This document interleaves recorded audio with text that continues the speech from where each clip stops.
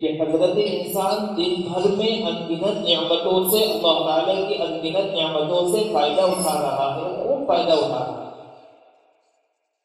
تو ہر لمحہ اس کی زبان پر ایک کلمہ رہنا چاہیے،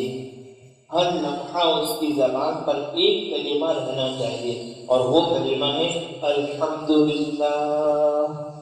الحمدللہ، یا اللہ آپ کا شکر، یا اللہ آپ کا شکر، یا اللہ آپ کا شکر۔ یہ کیا نعمت کم ہے کہ اللہ کی توفیق سے، اللہ کے فضل سے، اللہ کے دربار میں اللہ نے آنے کی توفیق عطا فرمائی، سعادت عطا فرمائی۔ قسم باخدا، قسم باخدا، یہ ایسی نعمت ہے کہ اس نعمت کا کوئی مقدار مقابل نہیں۔ اللہ نے اب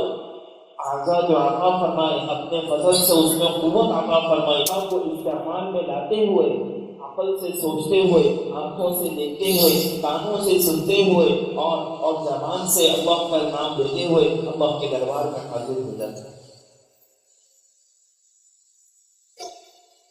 اگر انسان صرف ان نعمتوں کو سوچنا شروع کر دے جو اللہ نے اس کو عطا فرمائی ہے، تو وہ مایوسی سے باہر نکل کر کھڑا ہو جائے،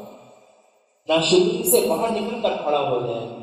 اور طرح طرح کی جو اس کے اوپر باتیں، اس کو خیالات آتے ہیں، وہ مسئلہ یہاں پیدا ہوتا ہے۔ حدیث شریف کی روح سے پیارے حبیب صلی اللہ علیہ وسلم کے فرمان کے مطابق، کے مفہوم سے، انسان جب اپنے سے اوپر والے کو دیکھتا ہے دنیا میں، جب انسان دنیا میں اپنے سے اوپر والے کو دیکھتا ہے تو اس کو مایوسی، اس کو ناشکری اور طرح طرح کے خیالات اس کو سمانا شروع کر دیتے ہیں۔ لہذا ہر لمحے، اب پہلی بات کی طرف، انسان ہر لمحے بہت ساری نعمتوں سے اللہ تعالیٰ کی فائدہ اٹھا رہا ہے، لہذا ہر لمحے اس کی زبان پر ایک کلمہ رہنا چاہیے، اور وہ کلمہ ہے یا اللہ آپ کا شکر ہے، الحمدللہ، الحمدللہ، الحمدللہ۔